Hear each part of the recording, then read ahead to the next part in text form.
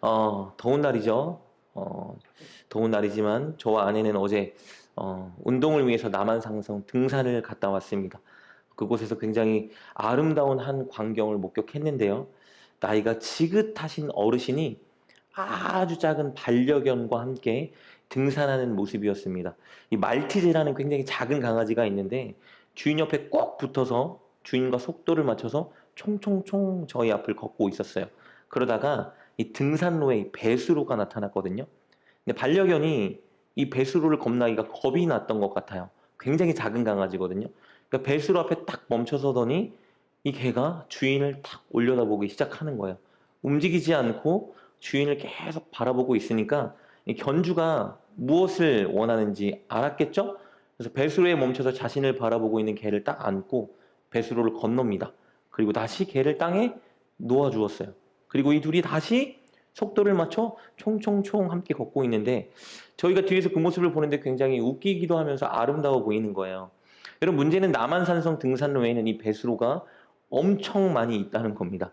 비가 오면 이 물이 배수가 잘 되게 하기 위해서 걷는 등산로 앞에 이렇게 배수로가 계속 놓여져 있거든요. 그러니까 이 배수로가 나타나면 개는 멈춰서 계속 주인을 쳐다보고 주인은 또 자기를 쳐다보고 있는 개를 안고 건너서 건너편에 놓아주고 이걸 몇십 번 혹은 몇백 번 반복해야 되는 거예요. 그런데 저희 앞에 있던 그 주인과 그 반려견이 계속 그 일을 반복하고 있는 거예요. 여러분 생각해보면 이 주인도 이 개도 계속 동일한 일을 반복하니까 좀 귀찮거나 성가시지 않을까 생각할 수 있지만 굉장히 놀랍게도 그 주인과 개는 전혀 성가셔하거나 귀찮아하지 않았습니다. 견주가 단 한 번도 짜증내지 않고 배수로의 개가 딱 멈춰서 자신을 바라보고 있으면 너무 사랑스러운 눈빛으로 개를 지그시 바라보고 개를 안고 또 건너서 개를 딱 놔주면 개는 또 꼬리를 살랑살랑 흔들며 굉장히 기분이 좋게 주인 옆을 계속 따라가는 것을 보게 되었습니다. 그러니까 주인도 개도 굉장히 행복해 보였어요. 같이 등산을 나와서 함께 걸어가는 것 자체가 굉장히 행복해 보이는 모습이 보였습니다. 그래서 아내도 저도 그 모습을 바라보면서 와, 둘이 진짜 잘 어울린다. 둘이 진짜 윈윈이다. 서로가 서로에게 굉장히 행복한 존재다. 이런 말을 하면서 그 모습을 좀 깊이 생각하곤 했는데요. 그들을 보면서 제가 문득 하나님과 우리와의 관계도 이와 같겠다라는 생각을 등산하면서 했습니다. 여러분, 하나님이 언제 가장 행복해 하시죠? 우리가 하나님과 동행할 때 하나님은 가장 행복해 하십니다. 우리가 하나님 옆에 꼭 붙어서 하나님과 걸음을 맞춰 걸어갈 때 하나님은 그런 우리를 보고 굉장히 행복해 하세요. 우리 인생의 여정에 문제가 생겨서 우리가 하나님만 바라보고 하나님 좀 도와주세요 라고 간구할 때 하나님은 그런 우리를 보고 굉장히 기뻐하십니다. 예뻐하시고 사랑스러워하시고 안쓰러워하시고 우리를 도와주세요. 우리도 마찬가지죠. 우리가 가장 행복할 수 있는 순간은 하나님과 동행할 때입니다.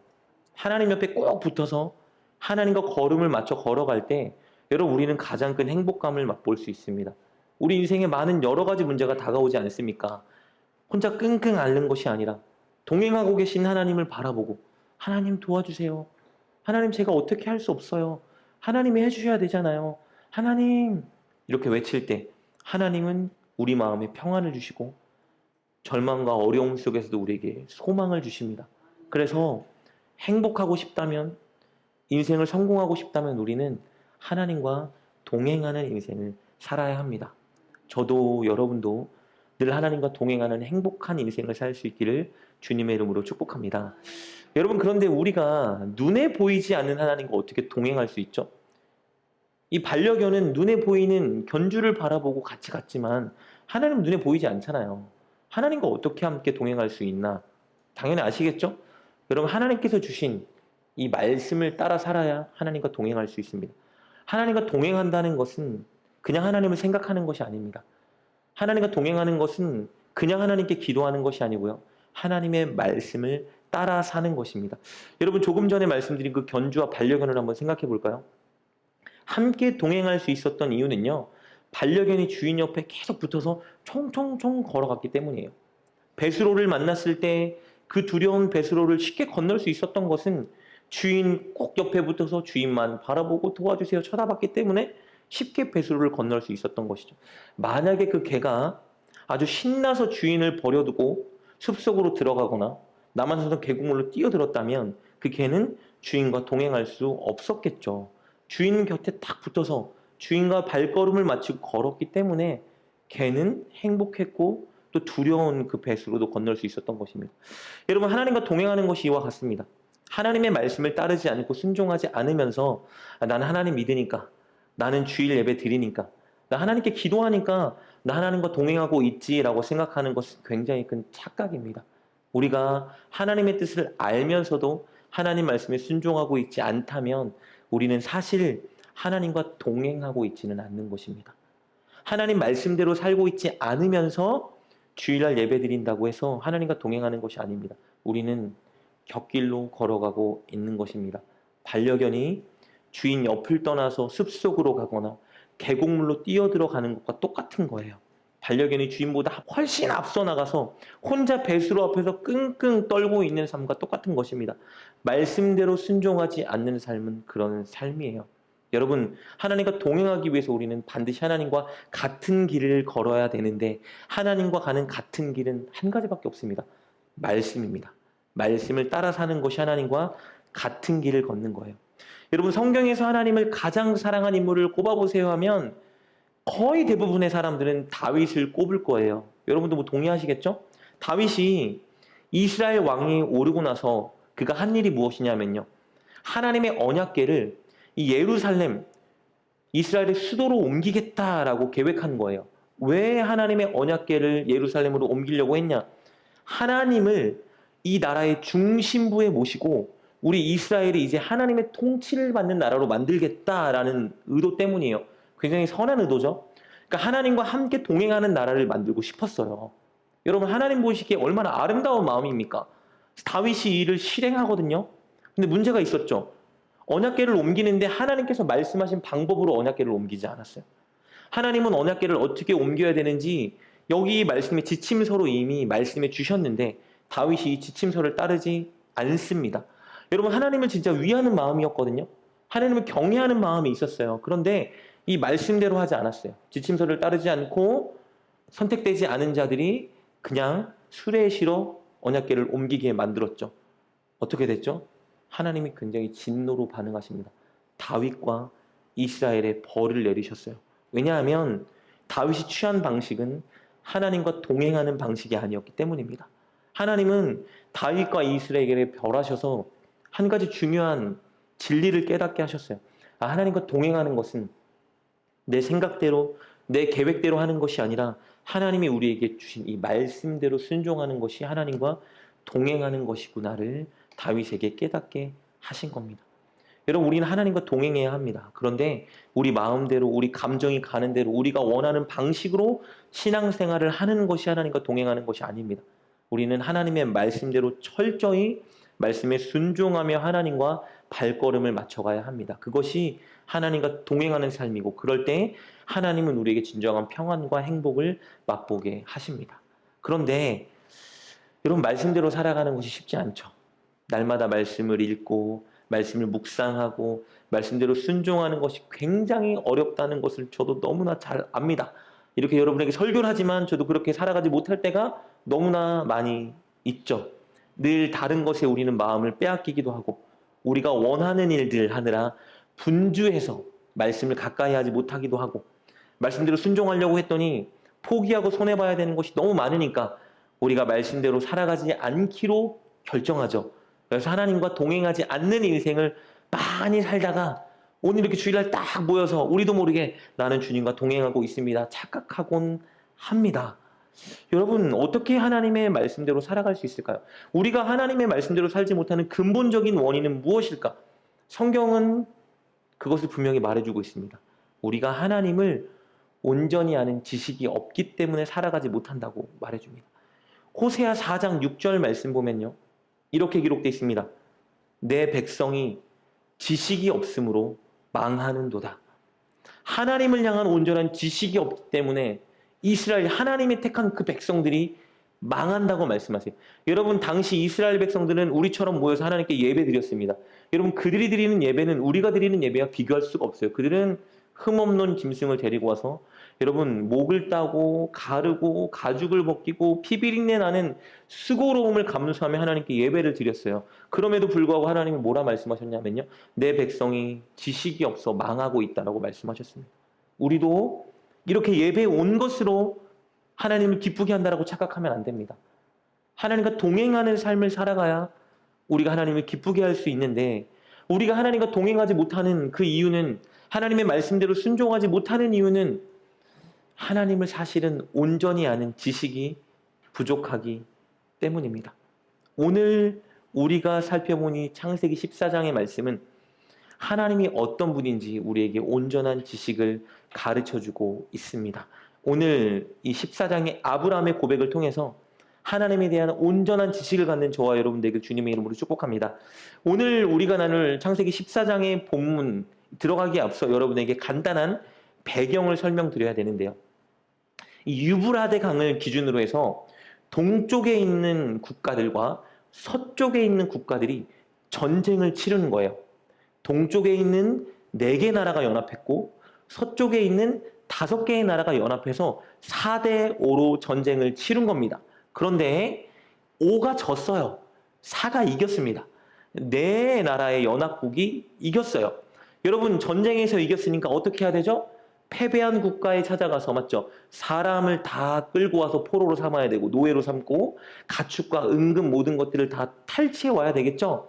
그래서 승리한 이 4개 연합국가가 패배한 5국가에 가서 모든 것들 다 탈취해 왔습니다. 근데 이제 문제는 뭐냐 하면 이 패배한 5국가 중에 소돔이라는 지역이 있었어요. 근데 이 소돔에 누가 살고 있었냐면 아브라함의 조카 롯이 살고 있었습니다. 그래서 이 롯과 그의 모든 가족들이 승리한 4나라 연합군에게 끌려간 거예요. 이제 롯의 모든 가족은 노예로 살아가다 죽게 될 운명에 처한 겁니다. 이 소식을 아브라함이 들은 거예요. 그래서 아브라함이 겁도 없이 자기 집안에서 기르던 군사 318명과 자기 있는 지역의 연합군 몇 명을 데리고 그 4나라의 연합군과 전쟁을 치러러 습격하러 간 거예요. 그런데 우리가 예상할 수 있듯이 누가 이겼어요? 아브라함이 이깁니다. 말도 안 되는 전쟁을 치르면 안 되는 상황이었는데 치르는 거예요. 제가 초등학교 1학년 여자애랑 둘이 주먹을 치고받고 싸운다고 생각해 보세요. 제가 이길 수밖에 없죠. 그런 말이 안 되는 싸움의 전쟁에 나간 건데 아브라함이 이겼습니다. 그래서 아브라함이 전쟁에 승리하고 돌아오는데 2나라의 왕이 그 아브라함을 맞이하면서 아브라함과 대화하는 장면이 오늘 저와 여러분이 읽은 본문의 내용입니다.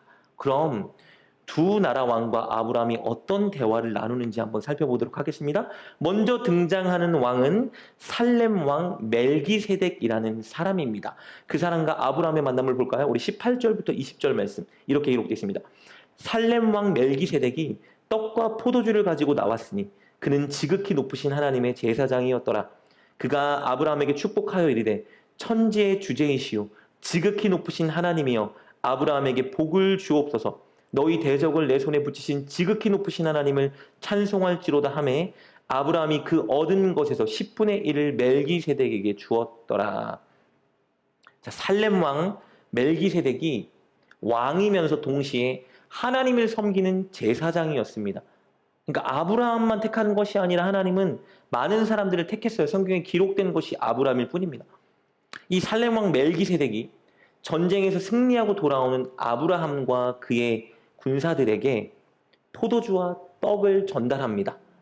지치고 피곤하고 굶주릴 것을 생각해서 그들에게 활기를 주기 위해서 떡과 포도주를 가지고 아브라함을 맞이한 거예요. 그리고 아브라함을 하나님의 이름으로 축복하는데 여기서 멜기세덱이 하나님을 향한 고백이 굉장히 인상적입니다. 그가 하나님을 어떻게 부르는지 보십시오. 19절이죠. 천지의 주제이시오 지극히 높으신 하나님이라고 하나님을 부릅니다.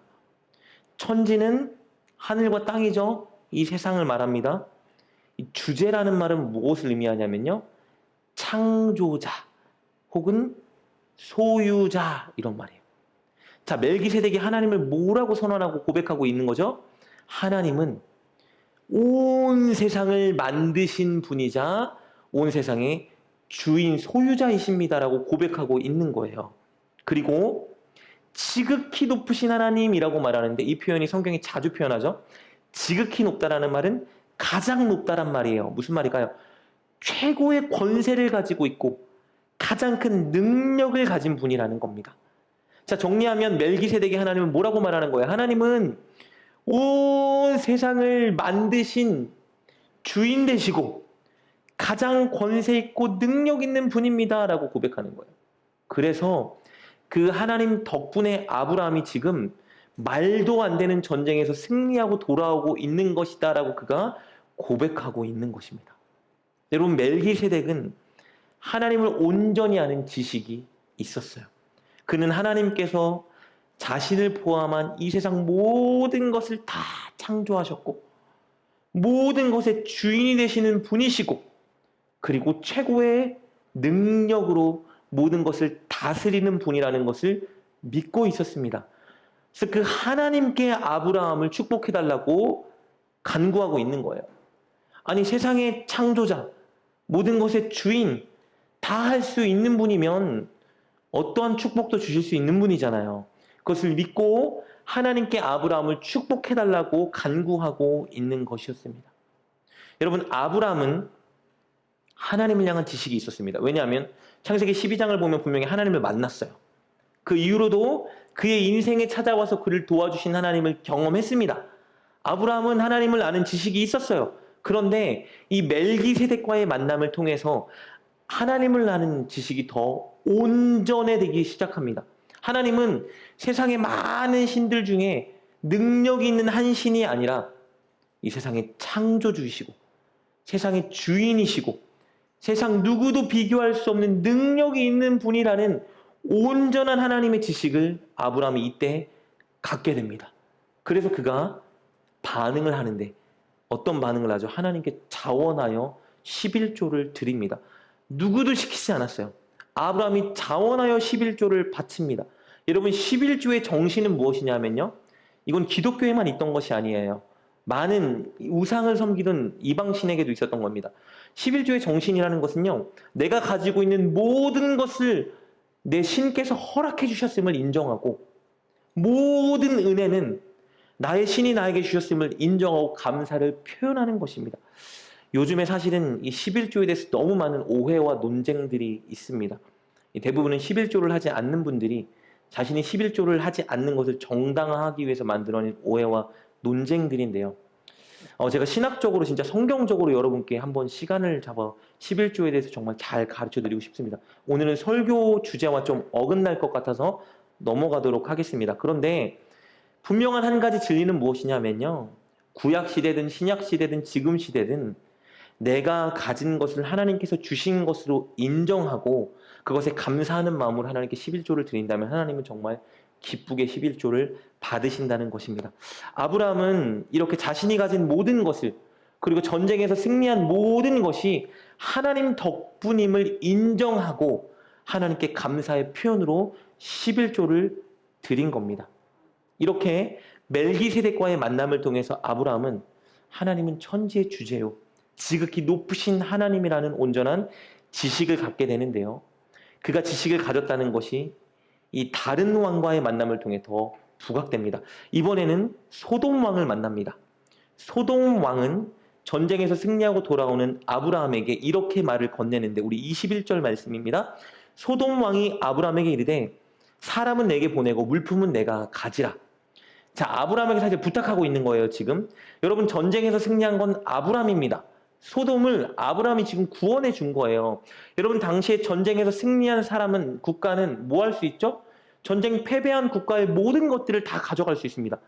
사람, 가축, 금은 보화, 물품 다 내 것이 되는 거예요. 이건 마땅한 일입니다. 4개 연맹국과의 전쟁에서 아브라함이 승리했기 때문에 아브라함이 거기서 취한 모든 전리품을 다 가져가는 것은 아브라함이 누려야 되는 마땅한 권리인 거예요. 그런데 소돔 왕이 뭐라고 부탁하고 있죠? 당신이 금은 보화 가축 다 가져가시되 한 가지만 좀 부탁드립니다. 우리 소돔 사람들은 우리에게 보내주십시오 부탁하는 거예요. 왜요? 소돔 사람이 있어야 소돔 국가가 다시 회복될 수 있지 않습니까? 소돔의 사람들만이라도 보내달라고 아브라함에게 간청하는데 아브라함이 어떻게 반응했죠?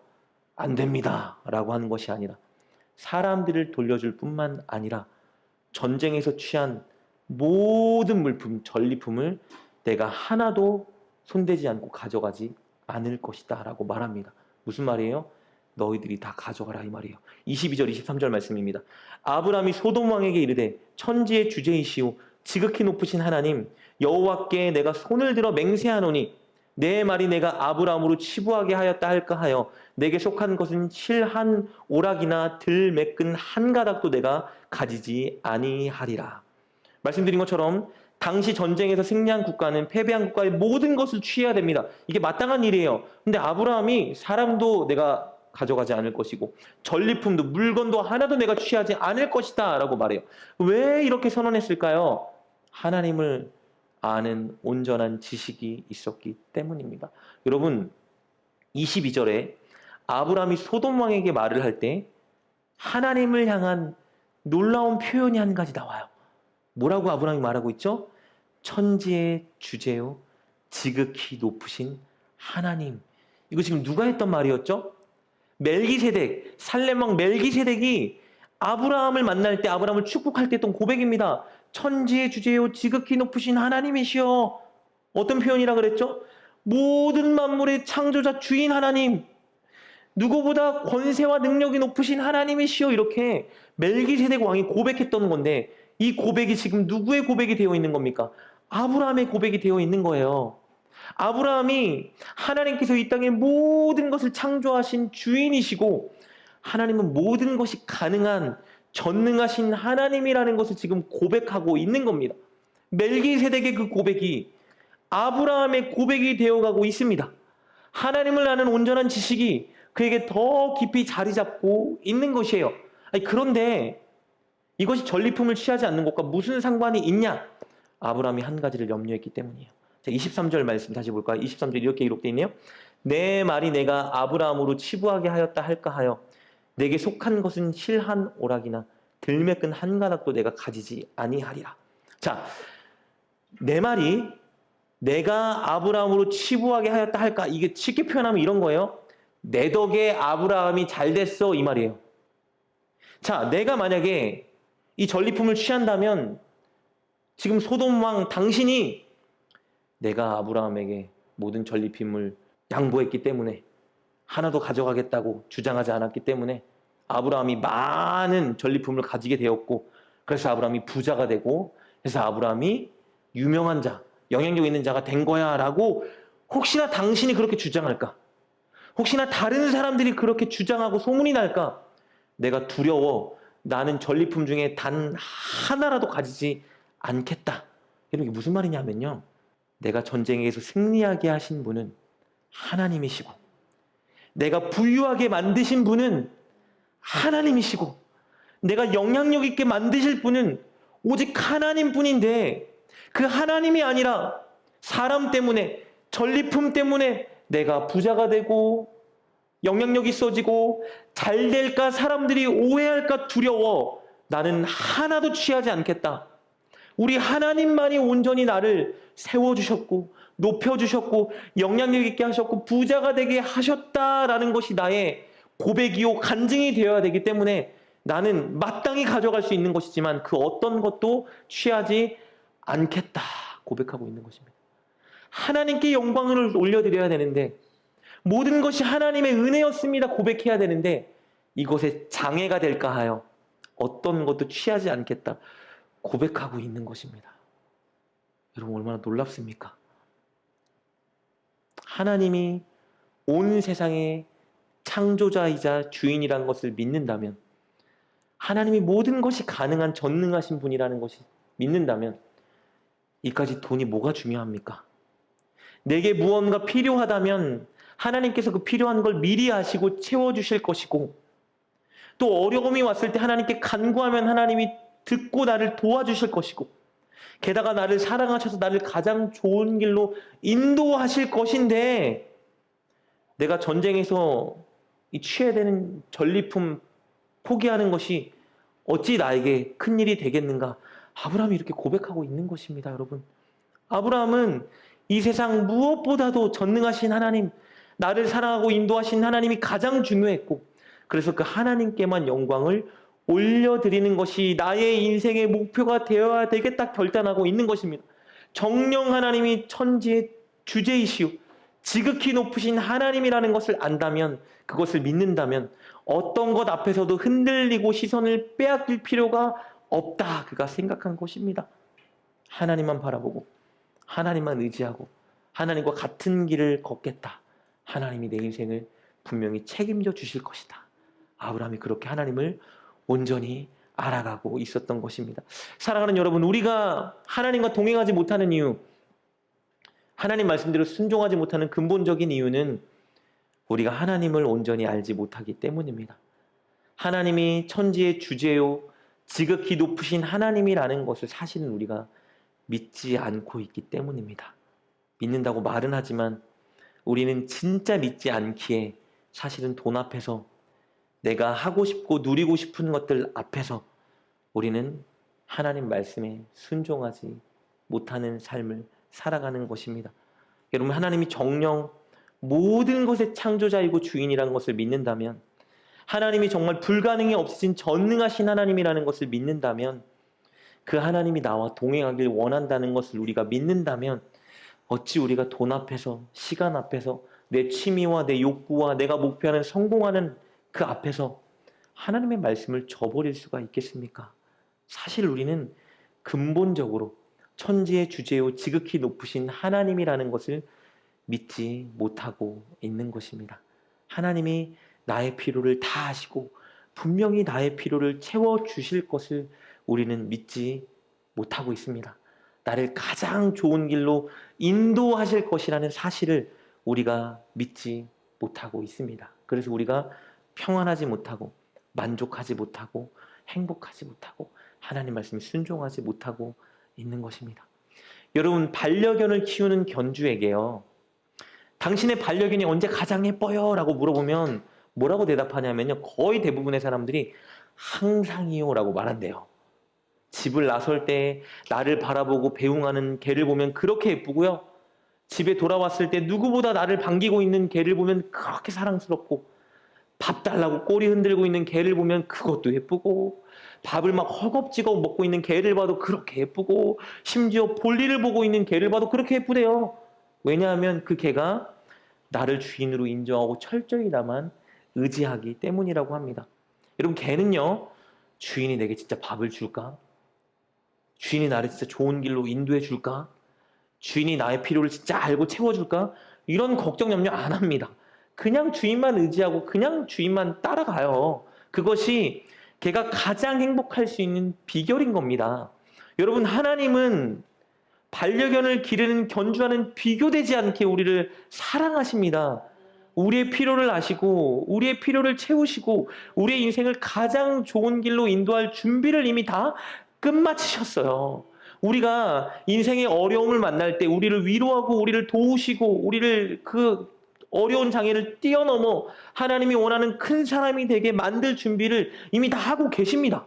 하나님은 천지의 주제이시고 지극히 높으신 하나님이시기 때문에, 게다가 우리를 너무 사랑하시기 때문에 가장 좋은 것들로 우리를 채우기를 원하시고 가장 좋은 길로 우리를 인도하길 원하시고 계획을 다 세우고 계신 분이에요. 우리가 해야 되는 일은 무엇이냐면요, 하나님 진짜 나를 이뻐해 주실까? 하나님 진짜 나의 필요를 아시고 채워주실까? 하나님 내 미래를 진짜 좋은 길로 인도해 주실까? 염려할 게 아니라 그냥 그 좋으신 하나님, 천지의 주제요 지극히 높으신 하나님을 의지하고 하나님과 동행하기 위해 노력하기만 하면 되는 겁니다. 하나님 말씀대로 순종하기 위해 애쓰며 살아가면 여러분 분명합니다. 하나님은 우리의 인생을 다 책임져 주십니다. 그것도 못하시는 하나님이라면 믿을 필요가 없어요, 여러분. 그것도 못하시는 하나님이라면 우리에게 하나님의 말씀을 주고 순종하라 말씀하지 않으십니다. 하나님은 염려하지 말라고 하셨어요. 내일 무엇을 먹을까? 무엇을 입을까? 고민하고 근심하지 말라고 하셨습니다. 그냥 나를 사랑하는 하나님을 신뢰하고 하나님은 나를 가장 좋은 길로 인도하실 분이야라는 걸 확신하고 그냥 하나님 말씀대로 살아가려고 노력하면 여러분, 하나님은 우리에게 가장 좋은 것들을 채워주십니다. 좋은 사람들로 만나게 하시고요. 때에 따라 필요한 은혜도 주시고요. 생각하지 못한 길을 우리에게 열어주시고요. 하나님 그렇게 한 걸음 한 걸음 좋은 길로 우리를 인도해 주십니다. 우리가 해야 될 것은 하나님은 나를 가장 사랑하는 분이시고 하나님은 천지의 주제요 지극히 높으신 하나님이라는 것을 믿고 그냥 하나님 말씀에 순종해 보는 것입니다. 여러분 하나님 말씀에 순종해 보아야 하나님이 진짜 나를 사랑하는 것, 나의 필요를 아시고 채워주시는 것을 경험하게 됩니다. 하나님 말씀에 순종하지 못할 때 순종해 보아야 하나님은 진짜 내 인생의 길을 계획하고 계시고 나와 함께 하시고 나를 인도해 주신다는 것을 경험하게 되는 것이요. 그것을 경험할 때 더 하나님께 내 인생을 맡기고 순종할 수 있고 그렇게 또 맡기고 순종하면 하나님이 함께 하시는 은혜를 더 깊게 누리게 되고 그렇게 우리는 한 걸음 한 걸음 하루하루 하나님을 온전히 알아가는 자리에 서게 되는 것입니다. 그렇게 되면 다른 무엇도 하나님과 바꿀 수 없어요. 무엇을 준다 해도 하나님과 대체할 수 없습니다.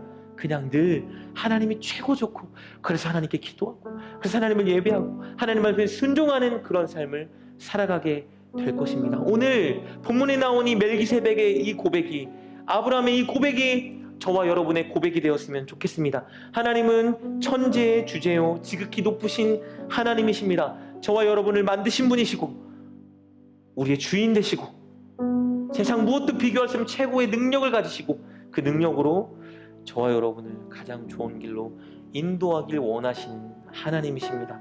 여러분 그 하나님을 바라보고 의지하며 오늘부터 우리 하나님 말씀에 순종하며 하나님과 함께 걸음을 맞춰 걸어갑시다.